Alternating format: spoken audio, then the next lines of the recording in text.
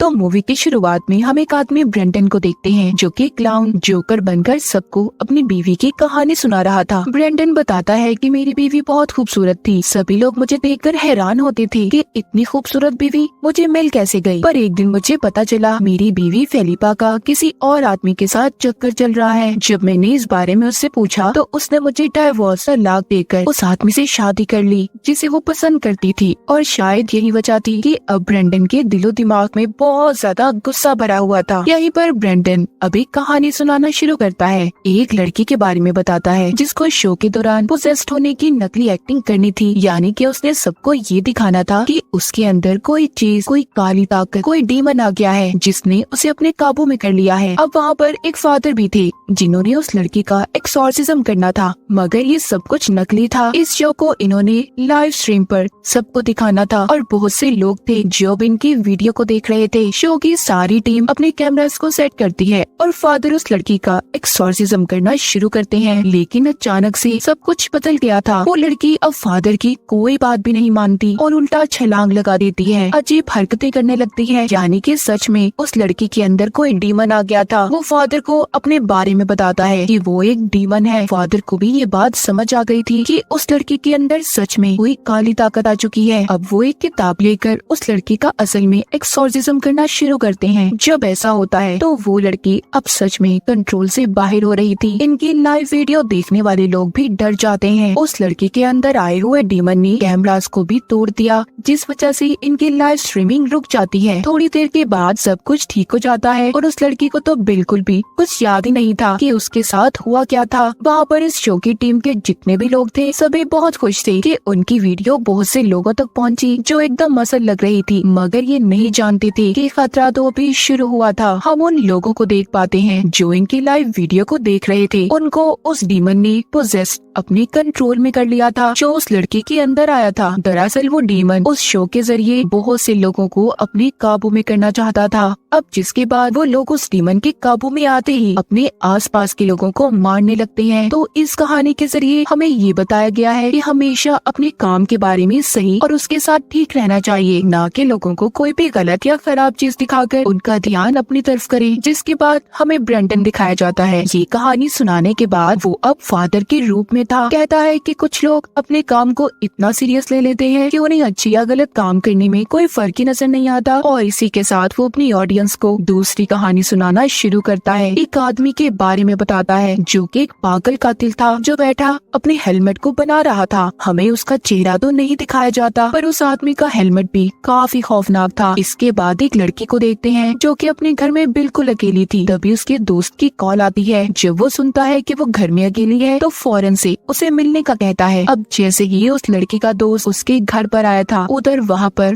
वो ही कातिल भी आ गया था जिसको हमने हेलमेट बनाते हुए देखा था। वो आते ही उस लड़की के दोस्त को मार देता है। उसने चाकू से उसके दोस्त को बुरी तरह से जख्मी कर दिया था, जिसे देखकर वो लड़की बहुत ज्यादा डर गई थी और अपने घर के अंदर भागने लगती है। वो हेलमेट वाला कातिल भी उसके घर में आ गया था, जिसे देखकर वो छुप जाती है और फिर दबे पांव घुटनों के बल वहाँ से निकलने की कोशिश कर रही थी। तभी उस कातिल ने उसे देख लिया था और उसके सामने आकर उस पर गोलियां चला देता है। उन गोलियों से वो लड़की बहुत जख्मी हो गई थी, मगर फिर भी भागने की कोशिश करती है। फिर एक निशाना लगाकर कातिल ने उस लड़की को भी मार दिया था। ये कहानी सुनाने के बाद ब्रेंडन शायद सबको ये बताना चाहता था कि वो भी इसी तरह अपनी बीवी और उस आदमी को मारना चाहता था जिसे वो पसंद करती थी। और इसी के साथ यहाँ से तीसरी कहानी ब्रेंडन सुनाना शुरू करता है, जिसमें वो एक अलग दुनिया के बारे में बताता है जहाँ पर ज़ॉम्बी एपोकलिप्स हुआ था, यानी कि सारी दुनिया बर्बाद हो गई थी। सब लोग ज़ॉम्बी में बदल गए थे। हर तरफ ज़ॉम्बी ही ज़ॉम्बी दिखाई देते हैं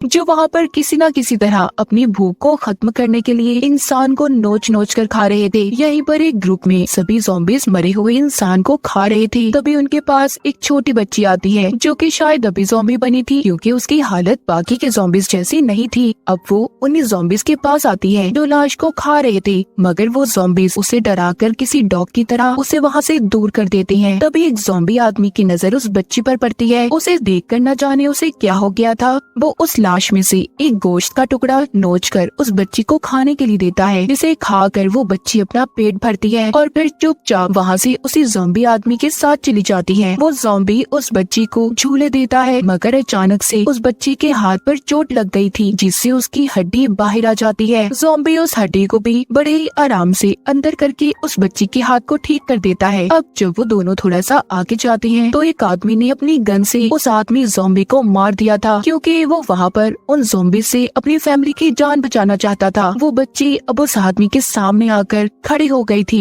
जब वो आदमी उसे भी मारने वाला था तो उस आदमी की बेटी आकर अपने डैड को मना करती है। हमारी तरह वो भी इस बात को समझ गई थी कि वो आदमी ज़ॉम्बी इस छोटी बच्ची ज़ॉम्बी के डैड थे। वो आदमी ज़ॉम्बी इसी वजह से इस बच्चे का साथ दे रहा था। तो इस कहानी से हमें ये सबक मिलता है कि पेरेंट्स, माँ बाप हर हाल में अपने बच्चों का साथ देते हैं, फिर चाहे वो किसी भी सिचुएशन या मुसीबत में क्यों ना हो। इस कहानी के बाद दोबारा ब्रेंडन को दिखाया जाता है, जो कि अब ज़ॉम्बी वाले होलिये में था। वो अब सामने बैठी ऑडियंस को अपनी बीवी के बारे में बताता है कि वो कभी माँ नहीं बनना चाहती थी, मगर जब उसने अपने दोस्त के साथ शादी की तो वो 2 साल में ही एक बच्चे की माँ बन गई। कहीं न कहीं वो मुझे धोखा देना चाहती थी। इस बात को खत्म करके ब्रेंडन अपनी अगली कहानी सुनाना शुरू करता है, एक आदमी की जो अपनी बीवी की हर बात माना करता था। डॉक्टर के मुताबिक अगले 24 घंटों में इस आदमी की मौत होने वाली थी, इसीलिए उसकी बीवी अपने हस्बैंड के फ्यूनरल को बहुत बड़ा बनाना चाहती थी। वो फ्यूनरल पर पहनने के लिए उसके लिए सूट लेकर आती है और साथ ही अपने हस्बैंड की शेव भी कर देती है, जो उसे बिल्कुल भी पसंद नहीं आती। न चाहते हुए भी उस आदमी को सब कुछ करना पड़ रहा था। अब वो दिन आ जाता है जब उस आदमी की मौत हो गई थी और उसका फ्यूनरल रखा जाता है, जिसमें कई सारे लोग आते हैं। उसमें वो लोग भी थे जो उसको बिल्कुल भी पसंद नहीं करते थे, मगर जब वो लोग बाहर आते हैं तो वो आदमी जिंदा हो गया था। इस बारे में जब उसकी बीवी को पता चलता है तो अब उस आदमी की बीवी और मॉम दोनों बहुत परेशान हो जाती हैं, क्योंकि अगर सबको पता चल गया कि वो जिंदा है तो ये फ्यूनरल नहीं हो पाएगा और इनकी इज्जत भी नहीं रहेगी। अजीब बात है ना। इस वजह से वो दोनों अब उस आदमी को मारने की कोशिश करती हैं, जो आहिस्ता आहिस्ता खतरनाक होती जा रही थी। पर वो आदमी किसी तरह से मर ही नहीं रहा था। उसे वो कभी चाकू से मार रही थी तो कभी कटर से। ऐसा लग रहा था कि जैसे वो अमर हो गया हो। उसकी बीवी और मॉम अब उसको मार मार कर तंग आ चुकी थी। चाकू और कटर की वजह से उसका पेट खुल गया था, जिसके बाद उस आदमी की मॉम उसको एक जोर से थप्पड़ लगाती है, जिससे वो वहीं पर मर गया था। इतनी कोशिशों के बाद एक थप्पड़ से मर गया, हैरानी वाली बात थी। लेकिन कुछ देर के बाद वो आदमी दोबारा से जिंदा हो गया था। अब खैर उसे इसी तरह ताबूत में डालकर दफना दिया जाता है। ये कहानी सुनाकर ब्रेंडन शायद हमें ये बताना चाहता था कि जब उसकी बीवी ने उसे धोखा दिया था तो वो चाहकर भी वो उसे नहीं मार पाया। अब अगले ही पल वो अपनी नई कहानी सुनाना शुरू करता है, जिसमें कुछ लोग आसमान से बारिश की तरह गिर रहे थे। असल में इन लोगों को स्पेसशिप से नीचे फेंका जा रहा था। फिर एक और आदमी जो बड़ी सी रोबोटिक मशीन में बैठ कर आता है, वो वहाँ पर सभी लोगों को मारना चाहता था। उधर जितने भी लोग थे सभी डर गए थे और गॉड से मदद मांगने लगते हैं। तभी एक मुर्गा जमीन पर आकर उस मशीन को खत्म कर देता है। वो ताकतवर और साइज में बहुत बड़ा था और उसने उस मशीन को पूरी तरह से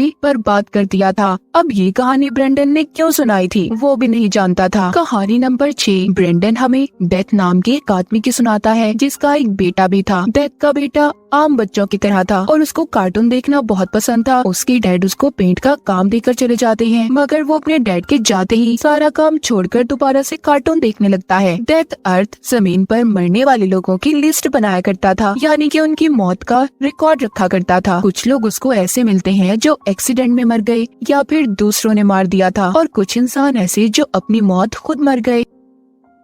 इधर डेथ का बेटा टीवी में एक एंजल फरिश्ते को देखता है जो इंसान की जान बचा रहा था। वो सोचता है कि वो भी इसी तरह लोगों की जान बचाया करेगा। अब खुद को भी उसने एंजल फरिश्ते जैसा बना लिया था। डेथ जब घर आता है और इस हुलिये में अपने बेटे को देखता है तो उसे बहुत मारता है, मगर उसका बेटा फिर भी फरिश्ता बनकर लोगों की जान बचाने निकल जाता है। वो एक फैक्ट्री में चला गया था जहाँ पर देखता है एक गाय को कैसे बुरी तरह से मार दिया गया। ये सब कुछ देखकर वो सोचता है कि दूसरी गाय के साथ वो ऐसा नहीं होने देगा, इसीलिए वो उस दूसरी गाय को वहाँ पर आजाद कर देता है। अब जब वो गाय जा रही थी और डेथ का बेटा ये सोच ही रहा था कि उसने कितना अच्छा काम किया, तभी उस गाय की एक गाड़ी से टक्कर हो जाती है और उस गाड़ी में बैठा हुआ कपल मारे गए थे, मगर उनका बच्चा अभी भी जिंदा था। वो रो रहा था। डेथ का बेटा जब उसे देखता है तो उसे उस बच्चे पर अब तरस आता है, इसीलिए वो अब सब कुछ ठीक करने के लिए उस कपल की आत्मा को जबरदस्ती पकड़कर उनके अंदर डाल देता है, जिससे वो जिंदा तो हो गए थे मगर एक ज़ॉम्बी में बदल चुके थे, जो वहाँ पर और भी लोगों को काट कर अपने जैसा ज़ॉम्बी में बदल देते हैं। डेथ के बेटे को यहाँ पर ये बात समझ आ गई थी कि उससे कितनी बड़ी गलती हो गई। अब वो उधर दुखी बैठा ही था, तभी उसके डैड आ गए थे। डेथ ने आकर सब कुछ ठीक कर दिया था। अब वो अपने बेटे को लेकर एक पार्क में जाता है, जिस झूले में बैठे वो मजे कर रहे थे उसका बहुत बुरा एक्सीडेंट हो गया था, जिसमें डेथ और उसके बेटे को छोड़कर बाकी के सब लोग मर जाते हैं। अब इसके बाद डेथ का बेटा भी अपने डैड के साथ देने लगा था। वो जान चुका था कि माँ बाप अपने बच्चों को जो भी कहते हैं सब उनकी भलाई के लिए होता है, क्योंकि वो जानते हैं कि उनके बच्चों के लिए क्या सही होगा और क्या गलत। और इसी के साथ ब्रेंडन अगली कहानी सुनाता है। हमें एक लड़की दिखाई जाती है जो कि एस्ट्रोनॉट खलाबाज थी, जो अपने स्पेसशिप की तबाह होने की वजह से स्पेस आसमान में ही हवा में उड़ती जा रही थी। उसकी ऑक्सीजन भी खत्म होने वाली थी। वो चाहकर भी किसी से राब्ता नहीं कर पाती। तभी उसे अपने सामने एक ब्लैक होल नजर आता है, जिसके अंदर ना चाहते हुए भी वो खींची चली जा रही थी। जब वो उस होल के अंदर जाती है तो उधर उसे अपने जैसे और भी एस्ट्रोनॉट्स दिखाई देते हैं जो हवा में ही थे। इस कहानी से ब्रेंडन ये समझाने की कोशिश कर रहा था कि उसकी जिंदगी में ऐसा कुछ नहीं बचा जिसके लिए वो जिंदा रहे, इसीलिए वो जिंदगी के इस काले चक्कर में सिर्फ भटक रहा है। जिसके बाद उसने अपनी जिंदगी में एक फैसला लिया था और साथ ही वो हमें एक पागल कातिल की कहानी सुनाता है जो बैठा एक मशीन को ठीक कर रहा था और फिर वो शॉवर लेने जाता है जिसमें वो खून से नहा रहा था। हम देखते हैं कि उसने एक लड़की की लाश को मोटर के पंप से जोड़ा हुआ था, इसीलिए सीधा उस लड़की का खून इसके शॉवर में आ रहा था। उधर एक और लड़की थी जो बहुत ज्यादा डरी हुई थी, उसको भी पिंजरे में बंद किया गया था। मतलब अगला नंबर उस लड़की का था। अगली कहानी खुद अपनी ब्रेंडन की थी, जिसमें वो अपनी बीवी फिलिपा के घर जाता है, जिसने दूसरी शादी कर ली थी। ब्रेंडन वहाँ पर जाते ही फिलिपा के हस्बैंड को मार देता है। जब फिलिपा घर आती है तो ब्रेंडन ने उसे भी मार दिया था। वो उसे चाकू से तब तक मारता रहता है जब तक वो मर नहीं जाती। ब्रेंडन का सारा चेहरा खून से भर गया था और अब हमें समझ आई थी कि ब्रेंडन ने खून के शॉवर वाली कहानी क्यों सुनाई थी, क्योंकि वो भी अपनी बीवी के खून में नहाना चाहता था। यहाँ पर ब्रेंडन अपनी ऑडियंस को आखिरी कहानी सुनाता है, जहाँ पर सर्कस में बहुत से लोग थे और खूब मजे कर रहे थे। तभी जोकर एक बच्चे के पास बॉम्ब फेंकता है, जिसे वो बच्चा नकली समझकर उसे पकड़ लेता है और देखते ही देखते बहुत जोर से धमाका हुआ था। वहाँ पर अब कत्लेआम शुरू हो गया था। जितने भी जोकर थे सर्कस में आए हुए लोगों को मार रहे थे। तभी वहाँ पर एक लड़की आती है जो सबको मार रही थी। उसे ऐसा लग रहा था कि सबसे बचकर वो निकल जाएगी, मगर ऐसा नहीं था। एक जोकर पीछे से आकर उस लड़की को मार देता है। तो इस कहानी से हमें पता चलता है कि ब्रेंडन, जो कि जोकर बनकर सर्कस में काम करता था, वो यहाँ पर आने से पहले अपनी बीवी को मार कर आया था। जितनी भी ब्रेंडन ने कहानियाँ सुनाई वो सब उसकी जिंदगी से जुड़ी हुई थी। तो आपको इनमें से कौन सी कहानी अच्छी लगी कमेंट सेक्शन में जरूर बताइएगा। और इसी के साथ इस मूवी की कहानी यहीं पर खत्म हो जाती है।